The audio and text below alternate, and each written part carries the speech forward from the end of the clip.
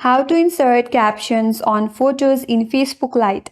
Hi everyone, this is Kate and welcome back to another video. And on today's video, we will learn how we can insert captions in photos on Facebook Lite. So without further delay, let's get started with this video. First of all, you have to launch the application and make sure that you're logged in with your preferred account. Once you're here, tap on your profile icon at the top left corner. That's gonna take you to your profile page.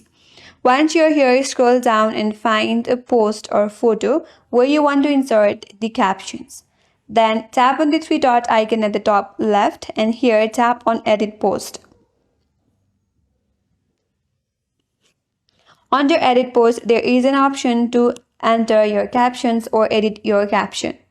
Here you can enter the caption that you want and then tap on the Save button at the top right and then the caption has been inserted. So that's the way to insert captions, and that's all for today's video. Hope this video was helpful, and if you are new to our channel, consider subscribing. Thanks for watching and stay tuned for more videos.